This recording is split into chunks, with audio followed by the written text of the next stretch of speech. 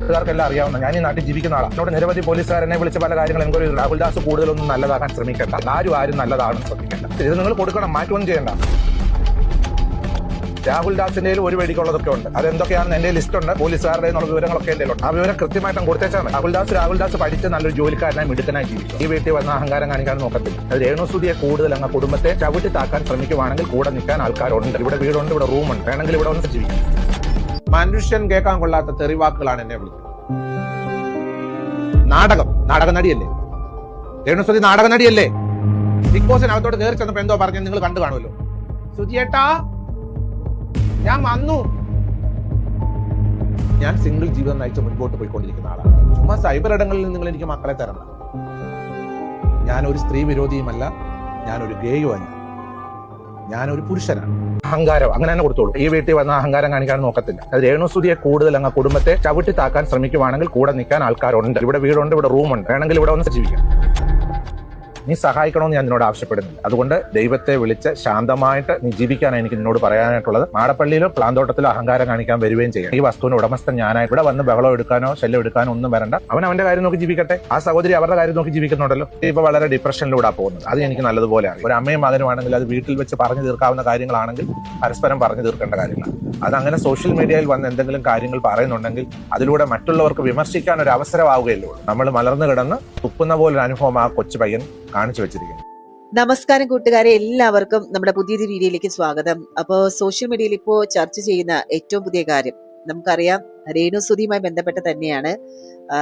പുള്ളിക്കാരിക്ക് ക്യാൻസർ ആണെന്ന് എല്ലാവർക്കും അറിയാം. അതിനെ ചുറ്റിപ്പറ്റി ഉണ്ടായിട്ടുള്ള ചർച്ചകളും കിച്ചു വന്ന് പറഞ്ഞതും അതിന് പിന്നാലെ രേണു വന്ന് പറഞ്ഞതും ഒക്കെ നമ്മൾ ചൂടേറിയ വിഷയങ്ങൾ തന്നെയാണ്. അതായത് ഈ ഒരു സോഷ്യൽ മീഡിയയിൽ ചർച്ചയാവുന്ന ഒരു വിഷയമാണ്. ശരിക്കും കിച്ചു എന്ന് പറയുന്ന രാഹുൽ ദാസ് സോഷ്യൽ മീഡിയയിൽ ഒരു ഭാഗം ആളുകളുടെ ഇപ്പോഴത്തെ ഒരേ ഒരു ലക്ഷ്യമെന്ന് എനിക്ക് തോന്നിയിട്ടുള്ളത് ഈ ഒരു കിച്ചുവിനെ എങ്ങനെ അങ്ങ് തകർക്കാം എന്നുള്ള ആ ഒരു എന്താണ്, അല്ലെങ്കിൽ അവന്റെ മാനസികമായിട്ട് എങ്ങനെ അവന്റെ ആ ഒരു ഇതിനെ തല്ലിക്കെടുത്താം എന്ന് തന്നെയാണ്. കഴിഞ്ഞ ദിവസം നമ്മളെ ബിഷപ്പ് അറിയാം, വളരെയധികം രേണുസുതിയുമായി ബന്ധപ്പെട്ട് ഈ ഒരു സോഷ്യൽ മീഡിയയിൽ നിറഞ്ഞു നിന്ന ഒരു പേരാണ്. അദ്ദേഹം മുൻപ് എങ്ങനെയായിരുന്നു ഇപ്പൊ എങ്ങനെയായിരുന്നു എന്നുള്ളത് ആ വീഡിയോ കാണുമ്പോൾ തന്നെ എല്ലാവർക്കും മനസ്സിലാവില്ലേ. പലരും പറയുന്നുണ്ട്, മുൻപ് പലരും എന്താ പറയുക, നമ്മളെ രേണു തന്നെ ബിഷപ്പിനെ ഏതെല്ലാം രീതിയിലൊക്കെ സംസാരിച്ചിട്ടുണ്ട്, എന്തൊക്കെയാണ് വിഷപ്പാമ്പ് എന്ന് വരയ്ക്ക് വിളിച്ചിട്ടുള്ള ഒരു സാഹചര്യം നമ്മൾ കണ്ടതാണ്. അന്ന് ഈ ഒരു അച്ഛൻ രേണുവിനെതിരെ പറഞ്ഞ കാര്യങ്ങൾ ആ വീഡിയോസ് ഇപ്പോഴും സോഷ്യൽ മീഡിയയിലുണ്ട്. സെർച്ച് ചെയ്താൽ കിട്ടുന്നതാണ്. നമ്മളതൊന്നും എടുത്തിടുന്നില്ല, കാരണം അറിയാലോ നമ്മൾ എത്രയോ കണ്ട് തഴമ്പിച്ച വീഡിയോകളാണ്. അന്ന് പള്ളിയിൽ അച്ഛനായിട്ടുള്ള അദ്ദേഹം പറഞ്ഞ കാര്യങ്ങളും ഇന്ന് ഇദ്ദേഹം പറയുന്ന കാര്യങ്ങൾ വെച്ച് നോക്കുമ്പോൾ കമന്റ് ബോക്സിൽ ശരിക്കും പറഞ്ഞാൽ ഇദ്ദേഹത്തിനെതിരെ നല്ല എന്താ പറയാ, പറയുന്നില്ല, അച്ഛനായതുകൊണ്ട് മാത്രം ആ ഒരു സഭ്യമായ ഭാഷയിൽ എല്ലാവരും ഒതുങ്ങി എന്ന് വേണം പറയാൻ. ശരിക്കും അദ്ദേഹത്തിന്റെ കഴിഞ്ഞ ദിവസത്തെ ഇന്റർവ്യൂ കാണുമ്പോൾ തന്നെ ആരാണ് മലക്കം മറിഞ്ഞത് എന്ന് മനസ്സിലാവൂല്ലേ. പുള്ളി മുമ്പ് പറഞ്ഞ ആറ്റിറ്റ്യൂഡ് എന്താണ്, ഇപ്പൊ പറഞ്ഞ എന്താണെന്ന് ഓൾറെഡി എല്ലാവർക്കും അറിയാം. പക്ഷേ അദ്ദേഹത്തിന്റെ ആ വീഡിയോ കണ്ടപ്പോൾ എനിക്ക് തോന്നിയത് കിച്ചുവിനെ എന്തിനാണ് ഇതിലോട്ട് വലിച്ചഴിച്ചത്. കീമോതെറാപ്പി കഴിഞ്ഞാൽ മനുഷ്യർക്ക് ഓർമ്മക്കുറവും അതുപോലെ ശാരീരിക ബുദ്ധിമുട്ടുകളൊക്കെ ഉണ്ടാകാം, അത് സ്വാഭാവികമാണ്. എന്നാൽ അതിന്റെ മറവിൽ ചില അജണ്ടകൾ ഇവിടെ നടക്കുന്നുണ്ട് എന്നുള്ളതാണ് സംശയിക്കേണ്ടിയിരിക്കുന്നത്. രേണുസുതി പുറത്തുവിട്ട വീഡിയോ നമ്മുടെ അച്ഛൻ കണ്ടിട്ടുണ്ടായിരുന്നു. പല കാര്യങ്ങളും പുറത്ത് പറയാൻ പറ്റാത്തത് കൊണ്ട് മാത്രമാണ് രേണു ഒന്നും പുറത്ത് പറയാത്തത് എന്നാണ് ഇവർ പറയുന്നത്. പക്ഷേ ആ സത്യങ്ങൾ ശരിക്കും പുറത്തു വന്നാൽ ചിലപ്പോൾ രാഹുൽ ദാസ് മാത്രമായിരിക്കില്ല, മറ്റു പലർക്കും അത് വലിയ ബുദ്ധിമുട്ടുണ്ടാകാൻ സാധ്യതയുണ്ട്. പിന്നെ ഇവിടെ ഒരു പ്രധാന ചോദ്യം എന്ന് പറയുന്നത്, ബിഷപ്പ് ഒരു ആത്മീയ നേതാവിന്റെ സ്ഥാനത്തിരുന്നുകൊണ്ട് തന്നെ നിങ്ങൾ എന്ത് ന്യായമാണ് ഈ ഒരു കാണിക്കുന്നത്? രണ്ടുപേർക്കും ഇടയിലുള്ള വ്യക്തിപരമായിട്ടുള്ള പ്രശ്നങ്ങളാണ് ഇപ്പൊ നടക്കുന്നത്. അതിൽ കിച്ചുവിനെ അനാവശ്യമായിട്ട് വലിച്ചിഴക്കാൻ എങ്ങനെയാണ് നിങ്ങൾക്ക് തോന്നുന്നതെന്ന് അറിയില്ല. വഴിതെറ്റിപ്പോകുന്നവരെ സന്മാർഗത്തിലേക്ക് നയിക്കേണ്ട അവർക്ക് അല്ലെങ്കിൽ തണലാകേണ്ട ആളുകളാണ് നിങ്ങൾ അല്ലെ. എന്നിട്ടാണ് മുൻകാല തെറ്റുകൾ തിരുത്തി നല്ലൊരു ജീവിതത്തിലേക്ക് വരാൻ ശ്രമിക്കുന്ന ഒരു പയ്യനെ വീണ്ടും പഴയ കാര്യങ്ങളൊക്കെ കുത്തിപ്പൊക്കി ചവിട്ടി താഴ്ത്താൻ നിങ്ങൾ കൂട്ടുനിൽക്കുന്നത്. ശരിക്കും അവൻ ഇതിലേക്ക് വലിച്ചഴിച്ച ബിഷപ്പിന്റെ ഈ ഒരു നിലപാടിനോട് ഒരു തരത്തിലും യോജിക്കാൻ കഴിയില്ല. അത് തികച്ചും അന്യായം തന്നെയാണ്. അതായത് ഒട്ടും ഫെയർ അല്ല എന്ന് തന്നെ പറയേണ്ടി വരും. ഹലോ നമസ്കാരം, രേണുസുതിയാണ്. നിങ്ങൾക്കൊക്കെ അറിയാം, ഞാനൊരിക്കലും എന്താ പറയുക, ഈ രോഗം വന്ന ഒരു മനുഷ്യനും എന്താ പറയുക രോഗം വന്ന് കള്ളം പറയത്തില്ല. നിങ്ങൾക്ക് എല്ലാവർക്കും അറിയാവുന്ന ഇത് എന്തിനാണ് ഇട്ടേക്കുന്നത്? ഇത് വെറുതെ ഇടത്തില്ലല്ലോ. ഇത് ഹാർട്ടിലോട്ടുള്ള പിറ്റ് ലൈനാണ്. ഇത് വെറുതെ ഒരാൾക്ക് രോഗമില്ലാത്ത ഒരാൾക്ക് കുത്തിയിടത്തില്ല. ഞാൻ പറയാൻ വന്ന വേറൊന്നുമല്ല, പറയുന്നവർ പറഞ്ഞുകൊണ്ടിരിക്കട്ടെ, എനിക്ക് കുഴപ്പമില്ല. എന്നെ സ്നേഹിക്കാൻ ഒരുപാട് പേരുണ്ട്, അവരൊക്കെ എൻ്റെ കൂടെ ഉണ്ട്. പിന്നെ നിങ്ങൾക്കറിയാം, കുറേ വ്ളോഗേഴ്സ് വ്ളോഗ് ചെയ്ത് എനിക്ക് ഓർമ്മയില്ലെന്ന് പറഞ്ഞ് ഊർജ്ജസ്വലതയോടെ വന്ന് ഞാൻ എന്നും അങ്ങനെ കിടക്കണമെന്നാണോ നിങ്ങളുടെയൊക്കെ ആഗ്രഹം? അപ്പം ഞാൻ കീമോ കഴിഞ്ഞാൽ നിങ്ങൾക്കറിയാം, അറിയാവുന്നവരോട് ചോദിച്ചാൽ മതി. കീമോ കഴിഞ്ഞാൽ നമുക്ക് നമ്മുടെ ഓർമ്മയും കാര്യങ്ങളൊക്കെ ജസ്റ്റ് പോവുക, അതുപോലെ കിടപ്പായിരിക്കും. കിടന്നുകൊണ്ട് ആ സമയത്തെടുത്ത വീഡിയോ ആണത്. അത് കഴിഞ്ഞ് ഞാൻ ഓക്കെ ആയി വന്നു. എപ്പോഴും എൻ്റെ കുഞ്ഞിന് വേണ്ടി ഞാൻ ഓക്കെ ആയാലേ പറ്റത്തുള്ളൂ. എന്നെ സ്നേഹിക്കുന്ന ഒരുപാട് പേരുണ്ട്.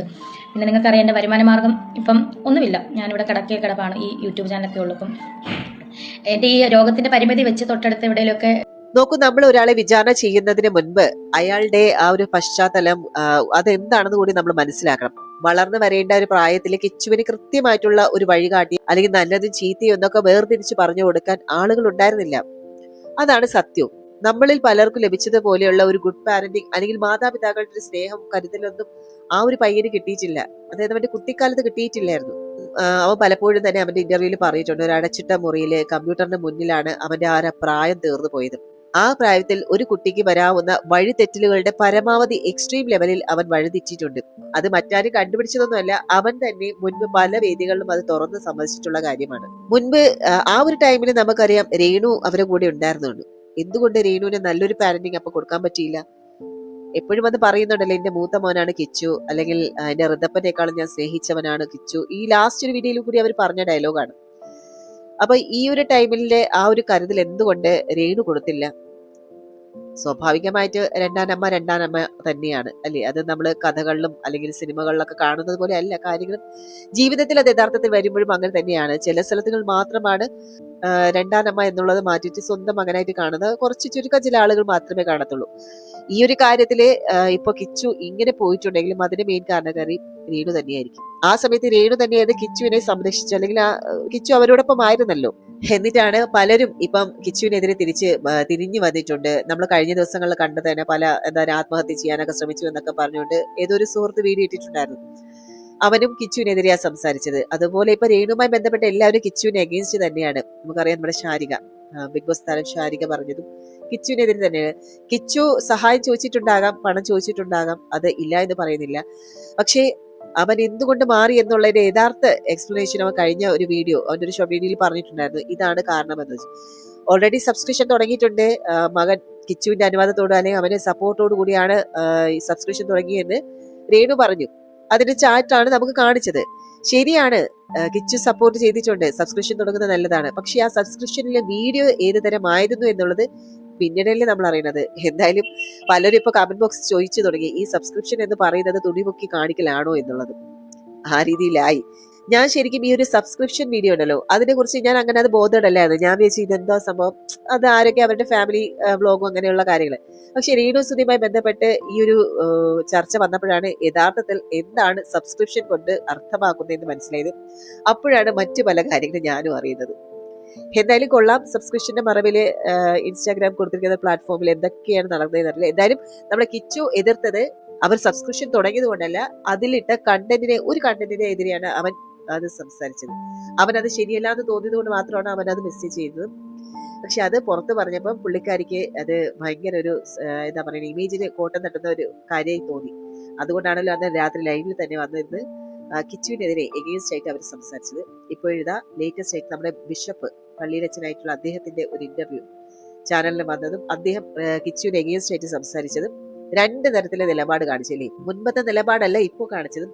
ഓക്കെ, അവരിപ്പോ അസുഖമായിട്ട് കിടക്കുന്നത് കൊണ്ട് തന്നെ അവര് പക്ഷെ ഇതിനിടയിൽ രണ്ടുപേരെ ഇങ്ങനെ എന്താണ് കാര്യങ്ങളൊക്കെ പറഞ്ഞ കുത്തിപ്പൊക്കി ചവിട്ടി താഴ്ത്താനൊന്നും അങ്ങനെ നോക്കേണ്ട ആവശ്യമില്ലായിരുന്നു. ചെറുപ്പത്തിലെ വഴി കാണിക്കാൻ ആളില്ലാത്തത് കൊണ്ട് അവൻ പല തെറ്റുകളും ചെയ്തു, അത് ശരി തന്നെ. പക്ഷേ ഇന്ന് അവൻ അതെല്ലാം ഓർത്ത് പശ്ചാത്തപിച്ച് അതൊക്കെ തിരുത്തി പുതിയൊരു ജീവിതത്തിലേക്ക് വരാൻ ആഗ്രഹിക്കുകയാണ്. നല്ലൊരു മനസ്സോടെ ജീവിക്കാൻ ആഗ്രഹിക്കുന്ന ഒരാളെ നമ്മൾ കൈപിടിച്ചുയർത്തുകയല്ലേ വേണ്ടത്. അത് ഇത്തരം കുത്തിത്തിരിപ്പുകളൊക്കെ ഉണ്ടാക്കി അവന് വീണ്ടും അവനെ തകർക്കുകയാണോ ചെയ്യേണ്ടത്? ഇനി അവൻ പുതിയ ജീവിതത്തിൽ എന്തെങ്കിലുമൊക്കെ തെറ്റ് ചെയ്താൽ അത് നമുക്ക് തീർച്ചയായിട്ടും പ്രതികരിക്കാം. നമ്മൾ എപ്പോഴും തെറ്റ് കണ്ടാൽ തെറ്റെന്നും ശരി കണ്ടാൽ ശരിയെന്നും പറയാൻ പഠിക്കണം. ഒരു വലിയ സ്ഥാനത്തിരിക്കുന്ന ആളാണെങ്കിൽ പോലും ആ ഒരു തെറ്റ് അതിനെ ചോദ്യം ചെയ്യാൻ നമുക്ക് കഴിയണം. ഏതായാലും ഈ ഒരു വിഷയത്തിൽ നിങ്ങളുടെ കൃത്യമായിട്ടുള്ള അഭിപ്രായങ്ങൾ എന്താണെന്ന് തീർച്ചയായിട്ടും താഴെ കമന്റ് ചെയ്യുക. മറ്റൊരു പ്രധാന വിഷയമായിട്ട് നമുക്ക് വീണ്ടും കണ്ടുമുട്ടാം. അതുവരെ എല്ലാവർക്കും നന്ദി, നമസ്കാരം.